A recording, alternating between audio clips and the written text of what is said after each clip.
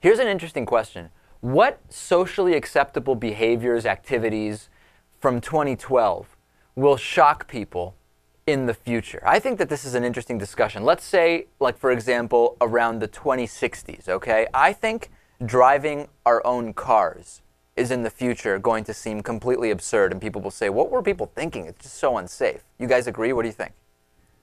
Well, no. I mean, will it shock people? Because you look back on it and you say, well, that was our only option. Right. I mean, given the technology. But so, the idea of, wow, how primitive and dangerous that was. Yeah. I mean, in theory, that could happen with cars, yeah. Here's another one, cursive writing. Already, I'm being told that in some elementary schools, cursive writing is starting to not be taught. And a lot of people I know have completely forgotten how to write in cursive. It's either printing, or, you know, by hand, or just typing something up on a computer. What do you think, Natan? Will cursive writing be seen as like, wow, what on earth was that for? Yeah, I mean, more generally, handwriting might be viewed that way because you're probably going to have virtual keyboards. You know, we talked about the Google contact lens thing. There's going to be multiple ways to just instantaneously dictate what you want to say onto a piece of paper or have a virtual keyboard. So maybe handwriting altogether. Well, that was my next one on the list, Louis. The idea of a standard computer keyboard where you actually have to type out, we have to assume that something completely more intuitive and automatic is going to happen at some point. I'd imagine so, yeah.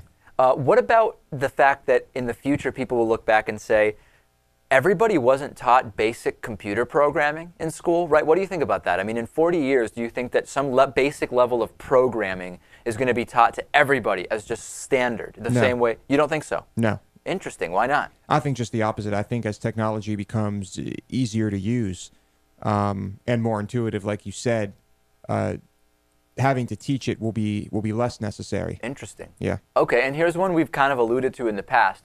Chemotherapy and radiation treatment as cancer treatments. I think that those, hopefully by the 2060s, are going to be seen as completely antiquated, almost in the way, well, I would be curious, do you guys think that will be seen almost the way we see lobotomies now? The idea that you do something that harms the entire body to cure cancer that's potentially isolated to one organ?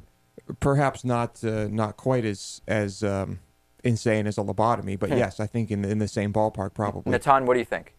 Yeah, I don't think it would be viewed like a lobotomy. I think it'll be viewed like, I don't know, using alcohol as an anesthetic before they had anesthetics. Something like that at the time was the only thing you could do, which made sense at the time, but no longer makes sense. You guys want to add any others? Like, what's kind of commonplace now that in 40, 50, 60 years, people will look back and say, what were they thinking?